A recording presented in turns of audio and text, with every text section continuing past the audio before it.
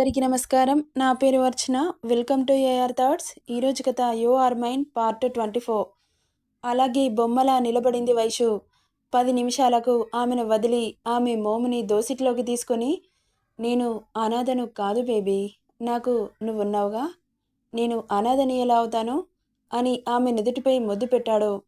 ఒక్కసారిగా ఎక్కడ అతడి ప్రేమకి లొంగిపోతానేమో అన్న భయం వేసి అతడిని దూరం తోసింది. కాస్త పట్టు లూజ్ చేయడంతో వెనక్కి అడిగేశాడు రిషి. అసలేమనుకుంటున్నావు? నేను నీ పెళ్ళాన్ని అనుకుంటున్నావా? నీ ఇష్టానికి ముద్దు పెడుతున్నావు. నీకు నేనెందుకు తోడుండాలి? అస్సలు ఉండను. నువ్వు వేరు, నేను వేరు. నీ దారి వేరు, నా దారి వేరు. అయినా నీ ఇష్టానికి నన్ను ఏదేదో ఊహించేసుకుంటున్నావు. నాకు మా నాన్నగారంటే ఇష్టం. ఆయనను బాధ పెట్టే పని నేనెప్పుడు చేయను.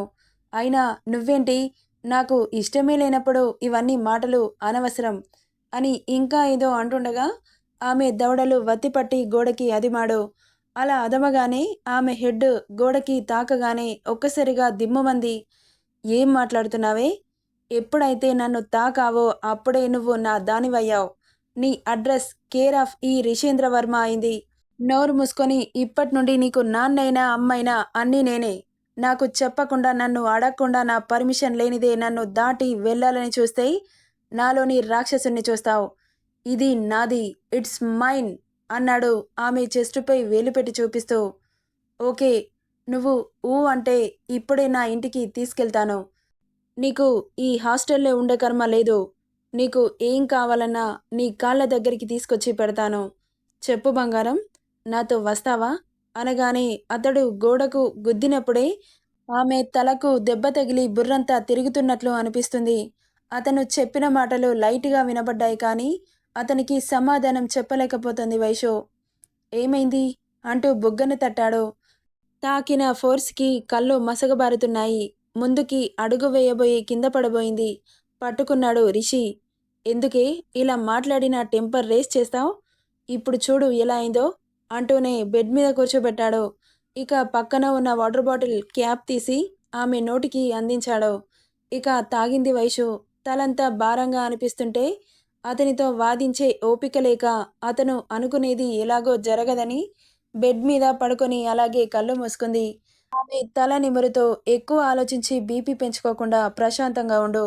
ఇప్పటి నుండి ఈ చెత్త డ్రెస్సులు వేసుకోవడం మానేసి నేను పంపిస్తాను, అవి మాత్రమే వేసుకోవాలి. ఇక్కడ కంఫర్ట్గా ఉందా? నాతో వస్తావా అనగానే ఏం మాట్లాడలేదు వైషు. అలాగే కళ్ళు మూసుకుంది. ఆమె పడుకుంటుంది అనుకొని ఆమె తలపై ముద్దు పెట్టి అలాగే చూస్తూ కూర్చున్నాడు. ఆల్చిప్పల్లాంటి కళ్ళు, సన్నటి పూతరేకుల్లాంటి పెదాలు, విల్లులాంటి కనుబొమ్మలు ఒక్కోటి అబ్జర్వ్ చేస్తూ చుబుకం కింద చెయ్యి పెట్టుకొని అలాగే చూస్తూ ఉండిపోయాడు. ముద్దుగా బుజ్జి కుక్కపిల్లలాగా కనిపిస్తుంది వైషు. అలా ఎంతసేపున్నాడో తెలియలేదు. కడుపులో ర్యాట్స్ రన్నింగ్ రేస్ పెట్టుకోవడంతో ఈ లోకంలోకి వచ్చాడు. ఆఫ్టర్నూన్ లంచ్ కూడా చేయలేదని గుర్తొచ్చింది. కానీ ఆమెను చూస్తుంటే ఆమె అందం అతన్ని కదలనివ్వడం లేదు. అవును, ఇది తినిందా, అలాగే పడుకుందా అని లేపాలని లేక వార్డెన్ని అడిగితే తెలుస్తుంది కదా అనుకుంటూ వార్డెన్కి కాల్ చేశాడు రిషి. హలో, చెప్పండి సార్, వైష్ణవి లంచ్ చేసిందా అని అడుగుతుండగా టక్కున మెలకువ వచ్చిన వైషు ఆమె ఏదో చెబుతుండగా అతని చేతిలో ఉన్న మొబైల్ లాక్కొని, ఏంటి, నా గురించి స్పై చేస్తున్నావా అనింది మ్యాటర్ డైవర్ట్ చేయడానికి. తలకి దెబ్బ తగిలి దీనికి మైండ్ దొబ్బినట్లుంది అనుకుంటూ. ఏంటి పాప నీ బాధ అన్నాడు. వార్డెన్ని ఏమడుగుతున్నావు అనింది. అదా, నువ్వు లంచ్ చేసావో లేదో అని అడుగుతున్నా. తప్పేముంది అన్నాడు. ఆ మాటకి వాళ్ళ బావతో లంచ్ చేసిన విషయం గుర్తొస్తుంది. తిన్నాను అంటే మళ్ళీ వార్డెన్ తినలేదు అని చెబితే బుక్కైపోతాను. తినలేదు అని చెబితే సరిపోతుందిగా. చా, ఒక అబద్ధం కూడా చెప్పని నేను నోరు తెరిస్తే అన్ని అబద్ధాలు చెప్పాల్సి వస్తుంది అని తిట్టుకుంటూ ఉండగా, ఓయ్ ఏంటి ఫేస్ అలా పెట్టావు? తిన్నావా తినలేదా? లేదు అన్నట్లు తల అడ్డంగా ఊపింది. అనడమే ఆలస్యం అదిరిపోయే మెనూ అరేంజ్ చేయించాడు. ఆ డిషెస్ అన్ని చూసి పాప కళ్ళు పెద్దవయ్యాయి. చూసింది చాలు కాని కూర్చో అన్నాడు. సైలెంట్గా వచ్చి కూర్చుంది వైషు. అతనితో వాదించడం అనవసరమని ఇద్దరికీ సర్వ్ చేశాడు తనే. ఇక సైలెంట్గా తింటూ ఉంది. ఆల్రెడీ తినడంతో తినబుద్ధి కావట్లేదు ఆమెకి. బలవంతంగా ప్లేట్‌లో ముగ్గులు వేస్తూ గంటకో ముద్ద నోట్లో పెడుతుంటే, "అదేంటి తినకుండా ముగ్గులు వేస్తున్నావు?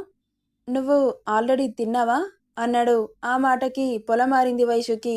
ఆమె తల మీద తడుతూ, "ఎందుకు తిన్న ప్రతిసారి ఇలా పొలమారుతుంది?" అంటున్న అతని మాటకి వాటర్ తాగి, "మా నాన్న గుర్తు చేసుకుంటున్నారేమో" అనింది. ఆ మాటకి ఫేస్ చిట్లించాడు. "ఇంకోసారి నీ నోట్లో నుండి నాన్న అని వచ్చిందనుకో, అస్సలు ఊరుకోను. పదే పదే మీ నాన్న భజనేంటే? వినడానికి చిరాకొస్తుంది. తలుచుకోవాలనిపిస్తే నన్ను తలుచుకో. ఇంకోసారి నా ముందు నాన్న అని మాట్లాడితే నీ నాలుక కట్ చేస్తా" అని సీరియస్‌గా ఓ చూపు చూసి, "తినవ్" అన్నాడు. అతని మాటలకి వింతగా, విచిత్రంగా, అయోమయంగా అతన్ని చూస్తూ, అసలేంటితను ఇలా మాట్లాడతాడు? నా పేరెంట్స్‌ని కాకపోతే ఇంకెవరిని తలుచుకోవాలి? ఛ! ఇంత విచిత్రమైన క్యాండిడేట్ నాకే తగలాలా? అని తిట్టుకుంటూ కష్టంగా తినేసింది. ఆమె పెదవికి అంటిన స్వీట్‌ని చూసి ముందుకు వంగి అతడి నాలుకతో లిక్ చేశాడు. గుర్రుగా చూస్తూ ఉంది. తినడం ఫినిష్ అవ్వడంతో, "నీతో మీల్స్ తినడం నాకు చాలా ఇష్టం బేబీ. మనస్ఫూర్తిగా తింటాను" అని బుగ్గకి ముద్దిచ్చి, "ఇక్కడే ఉండాలనుంది. బట్ చాలా వర్క్ ఉంది. వెళ్ళాలి బేబీ. ఇక రెస్ట్ తీసుకో. రేపు హాస్పిటల్‌కెళ్దాం" అనగానే, "హాస్పిటలా? దేనికి?" అనింది కంగారుగా. "నీ తలకి దెబ్బ తగిలింది. స్కాన్ తీయించడానికి." "ఓకే. రెడీగా ఉండు. హాస్పిటల్ వెళ్ళొచ్చాక కాలేజ్‌కెళ్దాం." "ఓకే. బాయ్. టేక్ రెస్ట్" అని చెప్పి వెళ్తుండగా మొబైల్ వైబ్రేట్ అయిన సౌండ్ వినిపిస్తుంటే ముందుకు అడుగు వేసేవాడల్లా అక్కడే ఆగిపోయాడు. వైషు వాళ్ళ బావ ఇచ్చిన మొబైల్ వైబ్రేట్ అవుతూ ఉంది. ఒక్కసారిగా షాక్ అవుతూ, ఇప్పుడు ఏం చెప్పాలా అని, "ఏంటి రిషి? ఏమైంది?"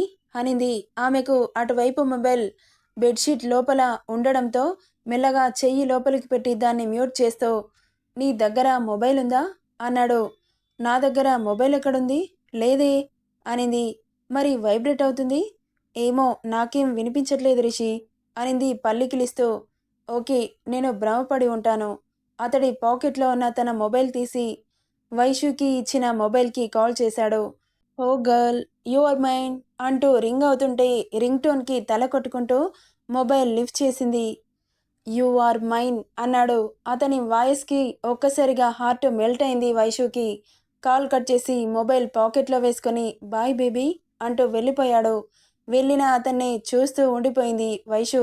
ఒక మనిషి కావాలనుకుంటే ఇంత పిచ్చిగా మారిపోతారా? అసలు స్టార్టింగ్‌లో ఎలా ఉండే, ఎలా అయిపోయాడు? అని బుర్ర బద్దలవుతున్న ఫీలింగ్ వైషులో. ఇక పరిస్థితులని కాలానికి వదిలేసి కళ్ళు మూసుకుంది. "ఈరోజు గుర్తొచ్చామా సార్?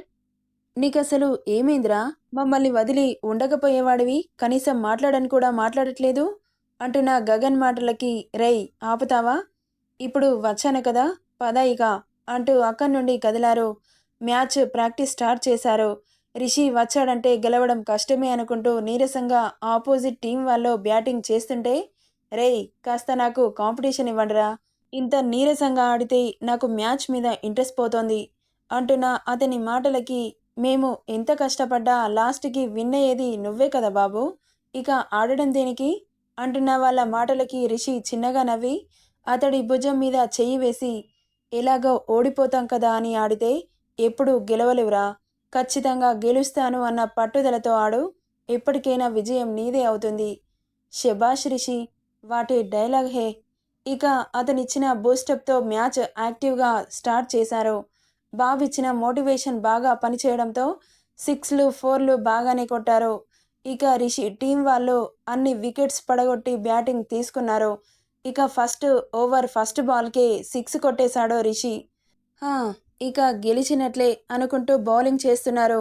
ఇక మ్యాచ్ ఇద్దరి మధ్యన రసవత్తరంగా సాగుతోంది. ఈసారి ఆపోజిట్ టీం వాళ్ళు గెలుస్తామన్న హోప్స్ వచ్చాయి.